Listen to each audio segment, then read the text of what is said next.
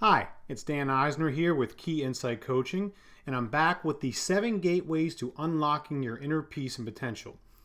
And today we're talking about gateway number 3, taking care of your well-being. It's all about energy. I'm going to start in a little bit of a funny way by asking you this question. If this little alien guy was to come down to Earth and he were to look at a human being, what do you think he'd see? Well, this is what I think he'd see. A teeny little body like that, a couple little arms, a couple little legs, and a huge giant head. And I think the reason he'd see that is because we get so trapped in our heads, we get so trapped in our brains that we actually forget that we have a body. And we actually forget that we are made of pure energy. And we also fail to appreciate just how much our thoughts and behaviors affect the energy that we are made of. There's a very famous study you may or may not have heard of by a Japanese guy named Emoto. And what he did was he studied water crystals. And what he did was he's exposed these frozen water crystals to different stimuli. So you can see on the left here, this water crystal was exposed to healing music. And on the right, that water crystal was exposed to the words, "You make me sick, I will kill you." Just those words or just that healing music, you can see what effect it had, on the structure of those water crystals. Well, that's how it's affecting water crystals. You can only imagine what our toxic thoughts and behavior, the kind of effect that it has on us. So we really need to pay more attention to our energy. Well, one of my favorite quotes of all time from Einstein is, "We can't solve problems using the same kind of thinking we used when we created those problems." But because we get so trapped in our minds, we get so analytical about everything, we often get stuck in these repetitive patterns of thinking, trying to change our energy, trying to change something when it'll never actually work that way. As a matter of fact, I would say that we can't. It's not even possible without having some form of an energy shift. I mean, how many times have you been in a situation where you're so stuck in your head, but you actually think, if I just think hard enough, I'll find the answer? Well, this is really nearly impossible. And I love a little bit of the science, so I want to explain from a scientific perspective why it really doesn't work this way. I love to talk about the chemical nature of emotion. And when we are really stuck and we've got these huge clouds of chemicals in our brain, well, what that's really doing is that really shuts down our frontal lobe. That's the red part right there. This is our executive decision maker. It's our rational mind. Well, when we are really stuck, that part of our brain shuts down, and it's literally impossible for us to actually think rationally.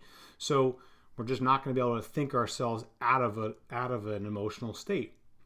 So the answer is we really need to start doing things to change our energy. And there's lots of different ways that we can do that, but if we use energy modalities that are specifically designed to really shut down the emotional reactions that we have and to really get us more conscious, more present, more in that frontal lobe, that's how we can really get back on track most quickly.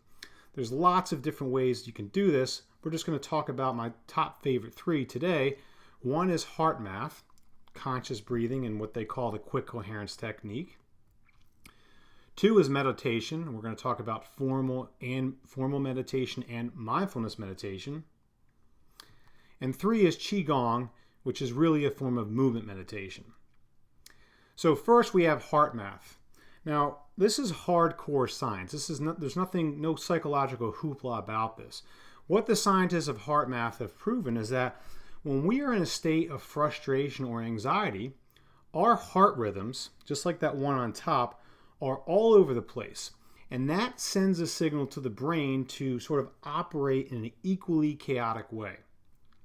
When we practice what they call heart-based breathing, and we literally imagine that we're breathing in and out of our heart, and we literally cultivate feelings of appreciation and gratitude, well, what that does is, you can see on the bottom part of that picture, it gets our heart rhythms working in a nice rhythmic state, and that in tune sends a signal to the brain, getting it to work in an equally calm way. So just changing our breathing and using this particular technique is perhaps one of the single best things that we can do to actually improve our energy. The second thing I'm going to talk about is meditation. A lot of people think meditation is some crazy thing that's out there, but I like to explain it this way. Meditation is really about creating space in our minds. And what I mean by that is space in between our thoughts. See, what happens is our thoughts run together so quickly, so fast, that we sort of lose our ability to actually think, and we use our ability to actually choose behaviors that might result in a different outcome. So as an example, let's say the stimulus is traffic. Well, if we're not practicing meditation, meaning if we're not practicing slowing down and creating space in our minds, what happens is that can lead to an automatic reaction response, maybe anger or maybe frustration, and that can automatically lead to a program of road rage. And sometimes, we may even call ourselves, well, I am just a road rager. That's who I am. That's really not the truth. It's just you're conditioned to react that way. By practicing meditation, and I mentioned, we have formal meditation. That's really where we sit down and we spend time, just focusing on our breathing, and that's really important. But then we have mindfulness meditation, which is really paying attention on a moment-to-moment basis, noticing what arises on a moment-to-moment basis. Both are equally important. And when we do this, essentially what happens is, again, we're creating space. So maybe we get the same stimulus, it's a little bit of some traffic. However, if we're practicing, maybe we get a little bit of space, and instead of automatically reacting with that anger or frustration, maybe we have an opportunity to choose, something that might calm us down, like breathing. However, sometimes, when we're really addicted to that, when we're really sort of conditioned to react that way, sometimes it's not going to happen, and we might get that reaction response. But if we keep practicing creating that space, eventually what's going to happen is we're going to create more space. We're going to create enough space so that instead of automatically choosing that road rage, we might recognize that we can actually choose internal peace by doing something like breathing properly or doing something else that can keep us calm. So meditation is one of the single most important things we can do to change our energy. The third thing I'm going to talk about briefly here is Qigong, which is really mindful movement. Now, there's lots of great classes and workshops you can take on Qigong, but the most basic thing to think about is it's really mindful movement. And I'm going to ask you to do two simple little exercises here. The first one is really raising your shoulders, and we're going to do it mindlessly and we're going to do it mindfully. So what I'd like you to do right now, and I'm going to do it along with you, just take your shoulders, take your arms, and raise them out to the side as you would to about 90 degrees, with just like you normally would. Okay, and lower them down, and raise them up, and lower them down. Okay, now this time what I'd like you to do is I'm going to have you close your eyes, and I'm going to have you pretend that you have strings on your wrist, and pretend that someone is literally pulling your arms up from those strings. So you're going to be making the movement almost like you're a bird flapping its wings, just really gracefully. I'm going to do it along with you. Here I go. Inhaling as I go up. Exhaling as I go down. Inhaling as I go up. Exhaling as I go down. Now, if you follow along with me, and I've literally probably 99 out of 100 people, when I ask them which way was easier, well, they'll say doing it the second way when I was really pretending like I was a bird. Well, the reason that is because when we move like we normally do, it's really a purely muscular mechanical movement, meaning there's no life, there's no energy in the way that we normally move. When we move mindfully with intention, basically what happens is now instead of being trapped in our heads, we're literally inside our body and we're moving with intention, and we're literally creating energy as we do that, and we're exerting much less effort. And most people will say, well, it's a lot easier and it feels good. And you might have even noticed a little tingling sensation or almost like a little breeze in your arm. Well, if you did, that was just your chi or your energy. Now, I'm not talking about, just walking around, raising your arms that way all day. I'm just this is just an exercise to prove that, to illustrate that if we practice moving just with consciously, intentionally, we can dramatically affect our energy. The second little exercise I'm going to have you do, and this is along the same lines, is what I like to call mindful walking versus mindless walking. So I'm going to have you do in just a moment. I'm actually going to ask you to pause after you do the first walk, and then I'm going to ask you to come back, and then we're going to do the second one. So what I'd like you to do right now is just go ahead and take a walk about 100 feet anywhere in your house or wherever you are, and then come back to the computer. And go ahead and do that right now, and we're going to pause it. Okay, now if you're back from that, which hopefully you are, and I asked you, well, what did you notice?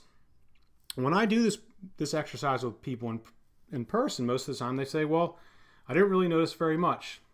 Okay, well now I'm going to ask you to pause again in just a moment. And this time, what I'd like you to do is go ahead and take that same exact walk, only this time pay attention. Pay attention to your senses. Notice what you see, anything you hear, what you might feel, whatever. Just pay attention to your senses. So go ahead and take a pause now and do that walk and come back, and we're going to talk about it. Okay, so was that different for you? Hopefully you're saying it was quite different. And most of the time when I've done this in person with people, they come back and they say, well, I noticed my breathing, or I noticed how my arms were swinging, or I noticed a crack in the wall that I didn't see was there, or I noticed how soft the carpet was, or I noticed hearing, sounds in the street, or I heard the birds chirping outside, all kinds of things. Well, the best part about this is, with either one of these exercises, ask yourself what happened to the chatter in your head as you were practicing moving consciously. And most of the time people will say, well, it kind of went away. Well, that's the whole point of this. As we move consciously, as we, just in these forms of exercise, we literally get out of our heads, we change our energy, we make it much more easy for us to think rationally and to choose thinking behavior that's going to serve us much more effectively. So those are some of my top 3 favorite energy changing modality techniques. There's obviously a ton more, from yoga to exercise to all kinds of things, but this is just to give you a little introduction. And basically what this does, it helps to keep us nice and balanced. That's really what it's about. It's the balance between our heads and our body. All right, so this was the third gateway to unlocking your inner peace and potential, taking care of your energy. And I hope that you found a lot of value in it. Next week, I'm going to be back with the 4th gateway, which is it's all about communication.